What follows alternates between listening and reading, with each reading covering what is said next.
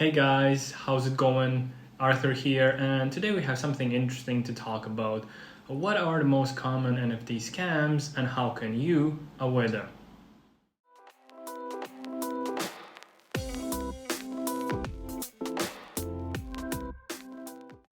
It seems that the bad guys never sleep as we have a lot of scams to cover, so let's not waste any time and dive right into it. We'll start off by covering the most common scam type, which is phishing. First, I want to quickly explain what phishing is if you're not familiar with it, and right after that, we will look at the most common ways how phishing is used in the NFT space. So, phishing is most common way how people are getting scammed on the internet overall, not just on Web3, but also on Web2. According to the data available, the FBI's Internet Crime Complaint Center records over twice as many incidents of phishing than any other type of computer crime. And it's so common because it can be carried out in many ways and forms. Basically, phishing attempt is designed to trick the person into revealing sensitive information to the attacker. In Web3 case, it means granting access to your wallet or revealing your seed phrase. Phishing is usually carried out by using a fake phishing website that looks exactly like the real one in question. Also, the domain name almost always will be as similar as possible. One of the most popular phishing examples that many of us have seen on Web2 is PayPal phishing attempts.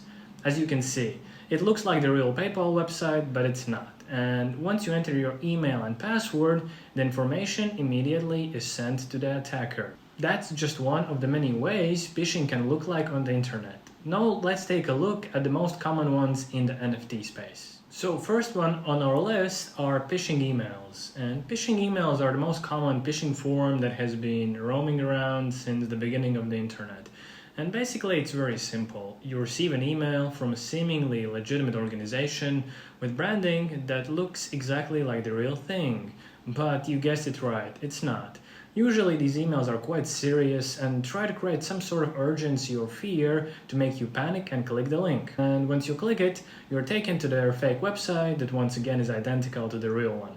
And once you enter your sensitive information like a seed phrase or grant access to your wallet, scammers receive it and can use it as they please. I want to share one phishing email example that is relevant to the NFT space. It's phishing emails mimicking MetaMask, which is a very popular crypto wallet. Right now we are on the official MetaMask website and this is what it looks like, and their domain name is metamask.io. So let's check the first email. Here is the first email. The first thing you should always look out for is the sender's email address. From which address is this email coming from? It doesn't matter what the email says or what the sender name is, we always want to look at the sender's email address. If you check this one, you can immediately tell that this is a phishing email because it's not coming from the official domain name, which is metamask.io. You should always double check the sender's email and make sure that it is the official domain of the company in question. If it's another variation of the domain, for example, it has an extra word in it, it's spelled incorrectly, it has a different extension and so on, you should treat it as a phishing email and ignore it. Here is another example.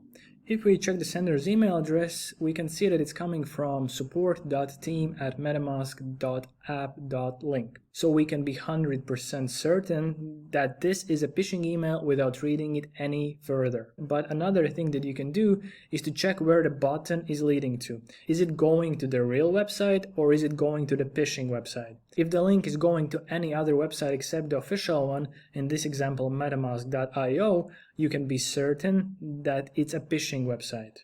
Next, I want to show you how a phishing website can look like. So here's the first example. It looks very similar to the real MetaMask website here. And what it asks you to do is to unlock your wallet by entering your recovery phrase, also known as seed phrase. I want to tell you immediately that you should never ever under no circumstances share your seed phrase with anyone. There is no other purpose for it than to simply recover your wallet. It will never be needed for any verification or to unlock anything. It's only needed to recover your wallet. So if anyone is ever asking for your seed phrase, you can be sure that it's a scam. So how can you tell the difference between the actual website and the phishing website?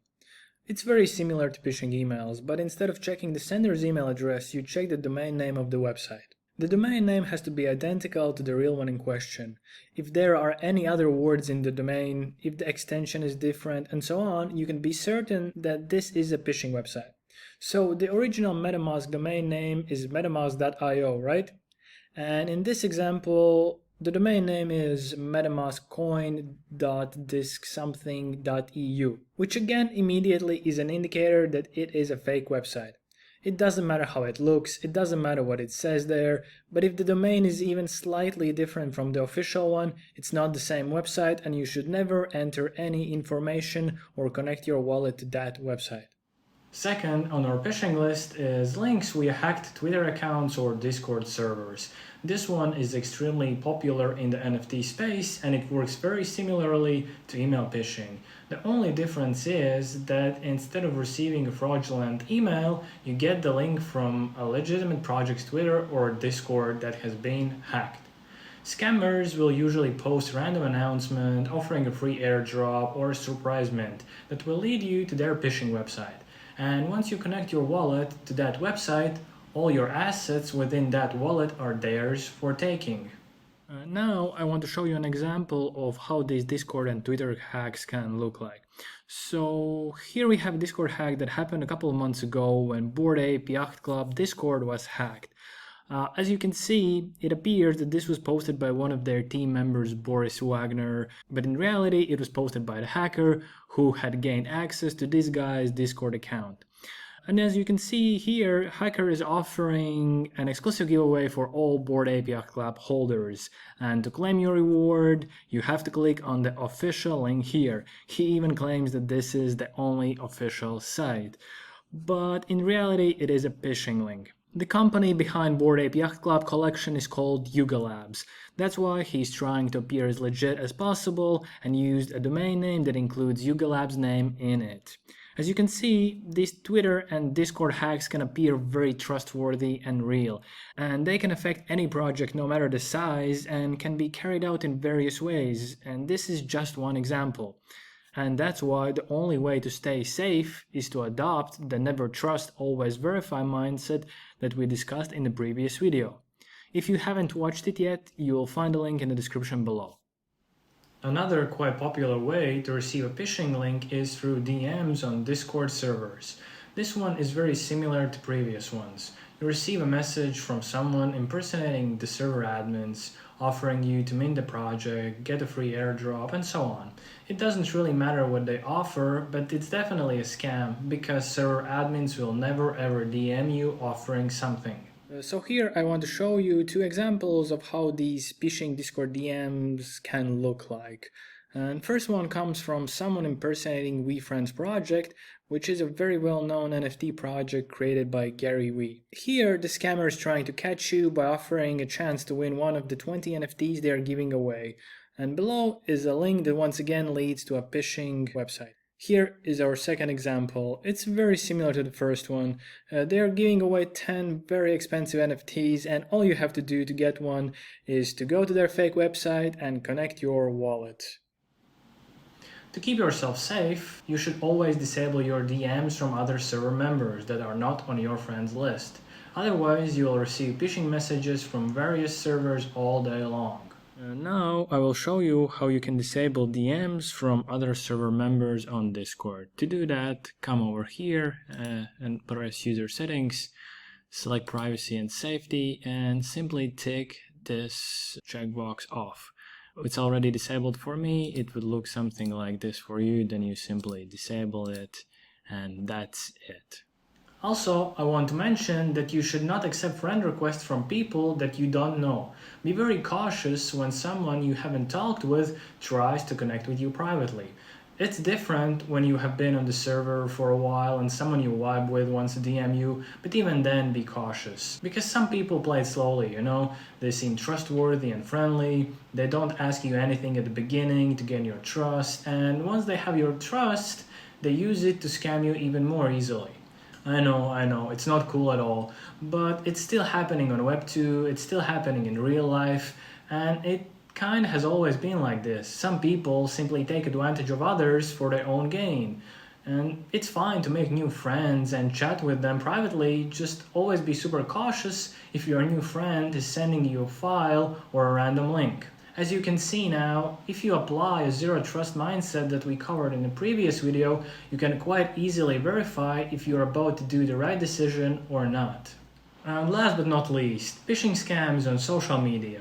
It can happen anywhere on Twitter, Instagram, or any other social media platform, and it's almost identical to the Discord DMs. You get tagged in a Twitter thread or receive a DM from someone impersonating a popular project or influencer. Guess what? They will send you a message with a phishing link in it. Doesn't matter what they tell you, what scarcity tactics they apply, or how many moons they promise to you. It's a scam, so don't fall for it. Keep in mind that actual influencers will never DM you, ever. It's just not something they do for various reasons. Even if someone with a verified profile is randomly DMing you, be super suspicious of that because most likely that account is hacked. Do you start to see the pattern with phishing? No matter how they trick you, you always end up on a fake website granting access to your wallet or revealing your seed phrase. So now we have covered the phishing, which accounts for most NFT scams out there. But let's take a closer look at some other scams in the NFT space that you should be aware of. So the next scam on our list are fake influencers. Influencers and celebrities carry a lot of weight these days regardless of the industry. And scammers capitalize on this by creating a fake persona and presenting themselves as an influencer with an impressive portfolio, influential friends, and so on. And usually they have bought tons of followers in social media to appear as legitimate as possible. And they use their seeming influence to scam you. And since they appear legit and successful, people tend to let their guard down, and that's a fatal mistake. If you're ever approached by an influencer, be extra careful. Usually they will try to sell you something. For example, an access to an alpha group or some other exclusive Discord server, or they will offer you a great investment opportunity. The offer will vary for different scammers, but the concept remains the same. Let me quickly show you an example. So here is a Twitter thread from a 17-year-old guy from Brazil who was scammed by one of these fake influencers. Long story short, this fake influencer befriended his victim by actually being friendly and helpful at first. He built his trust even further by claiming to be friends with some of the most influential people in the space and owning various blue chip NFTs. He even faked chat screenshots with some of these influential people, and later he sold fake alpha information to his victim. He also used the same method to scam two other guys. These are 3 victims that we know about, and it's impossible to guess how many more people might have been scammed just by this guy alone. I hope this example shows that you should always be very careful when you're approached by someone, no matter how helpful and friendly the person may be at first. And if you want to read the whole thread yourself, you'll find the link in the description below. Next one on our list are fake collections on marketplaces. Luckily for us, this scam can be easily spotted once you are aware of it. And the concept is pretty straightforward. Someone literally copy and paste another collection. And usually it's a very popular one and they try to sell it as the real one. The name, the art, and everything else looks exactly the same as the original, but in reality it's just a knockoff collection. And you can think of this exactly like a Gucci knockoff bag. The one you can buy off the street for 20 bucks might look the same and have the same logo, but it's not the same thing, and that's why you can get it for so cheap. And the same applies with NFTs. There can be many fake collections that look the same, but it's not the same thing. Now let me switch screens and I will show you a couple of these fake collections and tell you what to look out for. So here is an example. This is the original Bored Ape Yacht Club collection. And here's the fake one.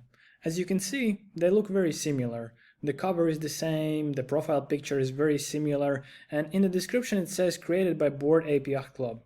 Let's click the link and see where it takes us. As you can see, they actually linked to the original Bored Ape Yacht Club OpenSea profile to appear as legitimate as possible. So what else? Let's check the social icons over here. Let's open up their website, their Discord, and also their Instagram. And as you can see here, all of these links lead to Bored Ape Yacht Club official accounts. Here's the Instagram, Here's the Discord, and here's their website with the actual URL. Does that mean this collection is affiliated with Bored Ape Yacht Club? No, not at all. Anyone can create a collection and then add whatever links they want. So, what should you look out for? First of all, check the total volume.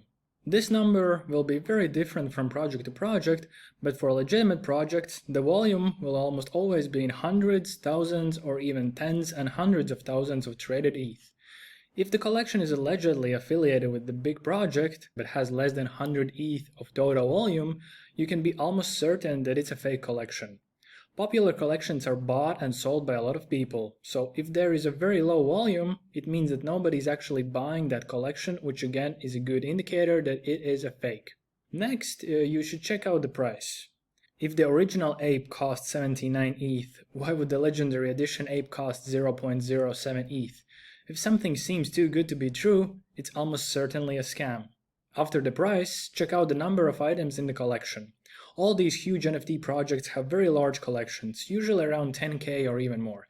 It's clearly a red flag if there are only 50 or 100 items in any profile picture collection. And let me quickly show you the numbers of the original Bored Ape Yacht Club. As you can see, total volume is huge, 658,000 of traded ETH. Floor price is 79 ETH right now, and collection size is 10k. And now, let's check these numbers for the fake collection. The total volume is just 2.4 ETH, which clearly indicates that nobody is buying this collection. Floor price is 0.07 ETH, while the original collection costs 79 ETH. Also, the original Bored Ape Yacht Club collection has 10k NFTs, while this one has only 50. After checking these numbers, we can be certain that this is a fake collection. Let's quickly analyze a few more of these fake collections. Here's another one. Total volume 2.1, floor price 0.04, items in collection 50. It's clearly a scam. Here's another one. Total volume 0.36, floor price 0.06, items in the collection 22. Just by looking at these three numbers, you can quite easily determine if the collection is legit or not. Another thing that you should be aware of is that many of these fake collections send their NFTs to very well-known NFT influencer wallets. Here is how it looks like. This particular NFT was sent to the official Bored Ape Yacht Club, Mutant Ape Yacht Club, and other side meta wallets. All three of these are huge projects created by Yuga Labs. So why would they do that? Well, if you're new to the NFT world, it may seem that this NFT was actually purchased by these verified accounts and give you extra incentive to buy one as well. While in reality, influencers and popular project owners receive hundreds if not thousands of similar NFTs from these fake collections, as anyone can send any NFT to any wallet they want without the approval of the owner. Alright, now we have covered fake NFT collections, and I hope that this will help you to recognize them whenever you see them. Now let's move forward. Next one on our list is another popular scam. It's when someone is trying to get your seed phrase, also known as recovery phrase. A seed phrase is a group of random words generated by your crypto wallet that can be used to recover your wallet. It can be very helpful in case you forget your password, lose your device, and so on. But anyone who has access to your seed phrase can recover your wallet and get full access to all of its assets.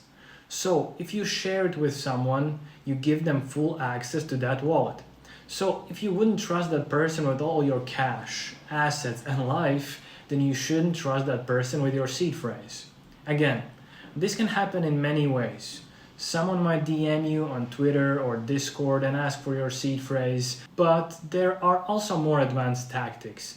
For example, when you receive a message or an email from a fake customer support rep who is asking for your seed phrase to verify a transaction or your wallet, or someone might even call you and impersonate a popular crypto exchange, and so on.